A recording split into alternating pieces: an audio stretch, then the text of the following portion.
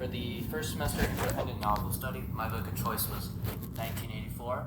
It has many themes, characterizations, literary elements, figurative language, and it's got a lot of little tiny bits that hint to what the author really made the book about, and that is his his dissatisfaction towards how he was being treated when he immigrated to England.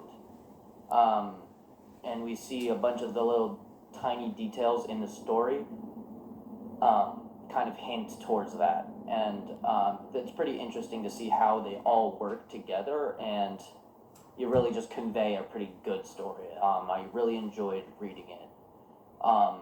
And like some of the themes are pretty interesting, to say the least. Like, for example, one of the main themes I got from it was constantly being paranoid, being upset, or not upset, but being paranoid and like irritable because the author, or our main character, Winston, what's his name, Winston Smith? Sure. Yeah, Winston Smith, he's constantly paranoid, like, and irritable. Like, the tiniest little memory will, like, set him off. Like, not outburst-wise, because if you made an outburst, you'd be, like, you'd be taken away by the thought police and executed for being a thought criminal. So, we just, like, the reader just gets all these little details that happen inside his mind, and it's really interesting when it's talking, because when he's talking inside of his own head, it's like he can't say all these things out loud, and so he eventually buys this diary to like kind of like write all this stuff down, because there's a gap in his surveillance inside of his own apartment, so he's able to write all his thoughts down. And when he starts writing all that stuff down, we can see him start his transformation. He's becoming more anxious. Because like, you know, what he's doing could get him quite literally killed. And yeah, I mean, the other themes I find are like brainwashing, like a character named Parsons, which this is another example of characterization. They like use other characters' opinions and like details, like physical details about the character that hint that he's kind of like the ideal citizen in the society that's in this story, like kind of dumb, and willing to do anything for the party, and the party is basically the main government in the story. So he's seen as the more like ideal person.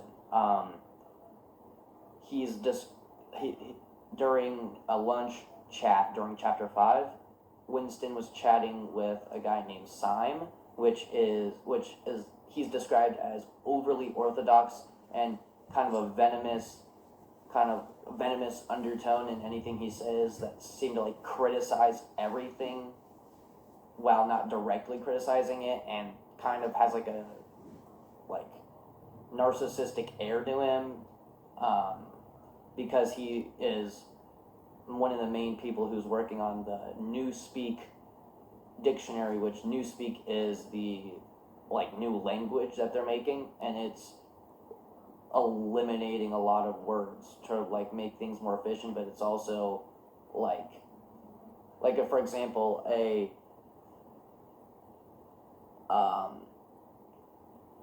example of Newspeak would be like instead of having multiple versions of one word to convey different, like, or no, not having instead of having multiple words that mean the same thing, you just take the one that's more commonly used and then put like additives onto it, like what was it? It was, the example would be the word good, right? Something was good, right? You just use the word good. But if something was really good, instead of saying really good or like outstanding, you say plus good. And if something was really, really good, like it was better than plus good, you'd say double plus good, and the same thing would be for negative, right? You wouldn't have a bad. There'd be no word for bad. It would just be minus good or double minus good, and so by that they're eliminating a lot of words, and it's taking away the creative freedoms of the people in that society, and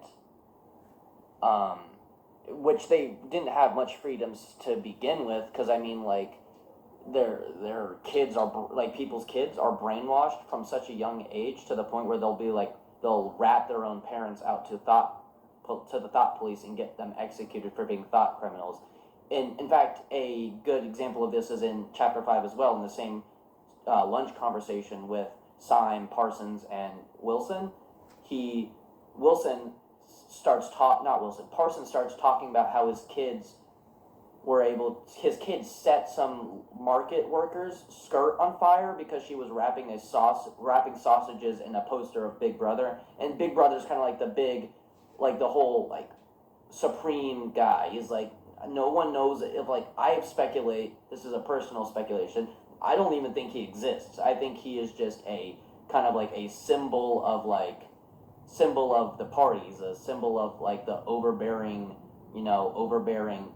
like presence that's there. He's like given, the overbearing presence is like giving a human or a physical form in order to, like, help, like, further hold on to their brains, because it's like we never ever hear anything about him really, except for, like, in recordings, which it could be anyone's voice, or posters, which, it could just be a random. This is supposed to be somewhat futuristic, depending on, because when it was written, this was the future, because this was written way before 1984, so this was like a prediction / George Orwell's, like, feelings, and so it's like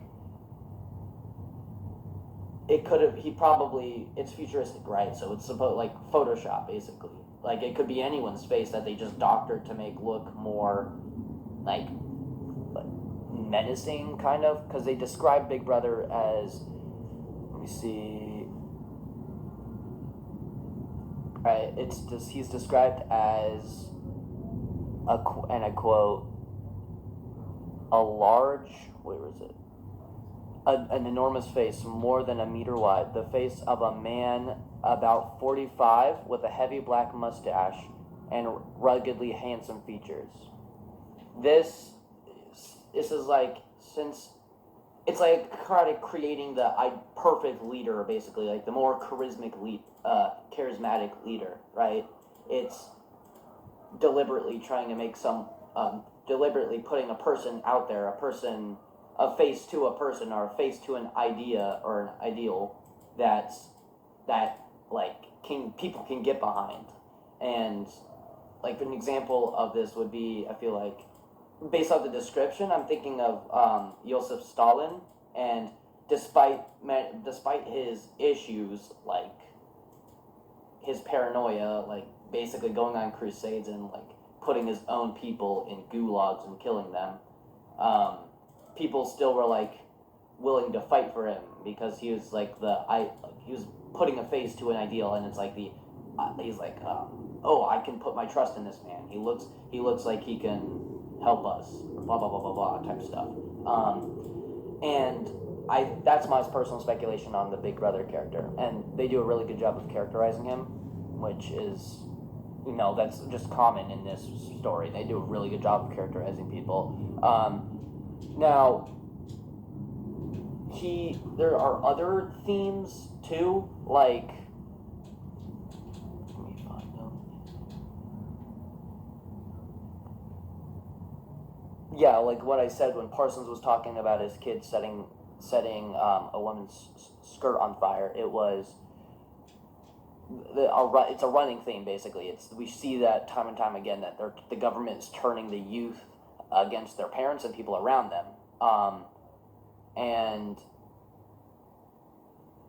another theme is that people who show the slightest bit of, like, individual thought become like what are basically killed. Like someone, Winston, we have like a direct like thought from Winston. Winston recalls seeing a guy who like had like a twitch, probably was like involuntary, like just twitched on the side of the road, or twitched while they were walking past each other. And while it was like probably involuntary, we still hear Winston say, "Ah, poor dude, he's probably gonna get killed for that," right? And so it's like, if Winston's assuming that he's gonna get killed for just not a nervous, or just like an involuntary twitch or a tick he does, then that must mean that people have been like killed for like way less.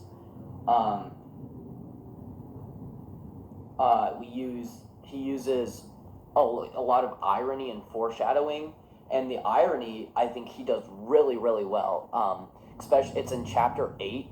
He's walking through an old neighborhood, or like a neighborhood of like the people called the proles, which are like the poverty part of it. It's like basically it's like normal kind of, because even though they don't have like, they're not smart, they don't have education, Winston continuously says that, oh, if there's hope, it lies in them, because they're like the most free people, because they're not expected, there's nothing expected of them because they're like so poor, or yeah.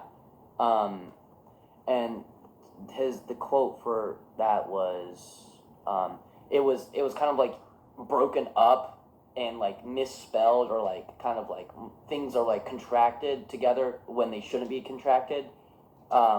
Like to and her are TO apostrophe ER.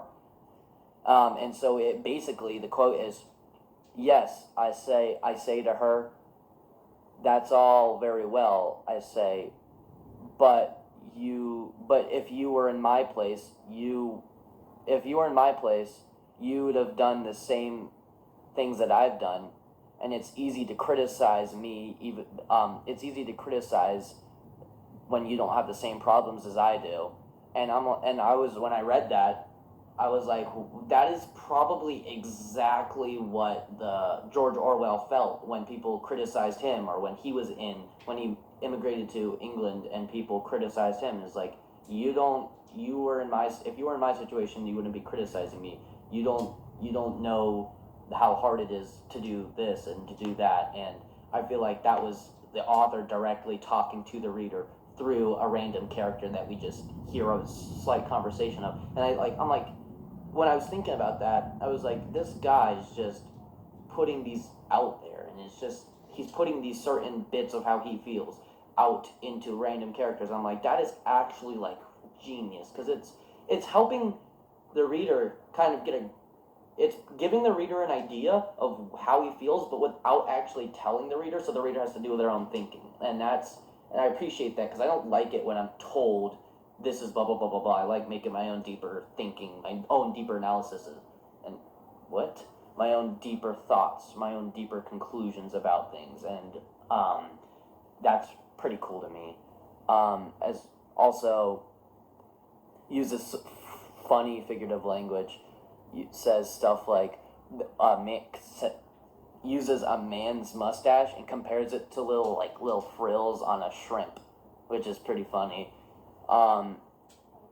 Also, one to describe his wife is like to embrace to embrace her was like embracing a jointed wooden image, like almost like, the mannequins that artists use to get poses down. They have like the wooden, they're like tiny, they're not tiny, well, a lot of them are tiny, but I'm guessing he was referencing like the bigger ones, and they're like to like get objects as reference, and they have like the little like basic hands where it's just like this shape, and you can articulate it, and their head is just completely like kind of like a kernel of corn shaped, and it's just blank, and artists use them to like get poses down. And I think that's what he was trying to reference, and that was like a good way to give the reader an image of what it was like hugging his wife. Yeah. So overall, I'd say that this guy knows how to write a book. Obviously, since it's published and is read, and it's like one of the most read books. And it's mentioned a lot, especially in like other things of fiction. Like an example of is like when I was playing a video game called Fallout 4. you see various like posters on walls and like, because it's set in like 2077, well 2277, and you just see posters all over the walls, and there's like a lot of them are like have to do with the Red Scare, but a number of them are saying Big Brother is watching, and I'm like, wait a minute. And so it was pretty cool to see that after reading or while I was reading this book. And so yeah, I see it a lot mentioned in fiction and video games and just media in general. So I'd say the author definitely got his part out there and definitely got like recognition and stuff. And I think that's pretty dang cool. Anyways, that's going to conclude my 5+ minute video critique.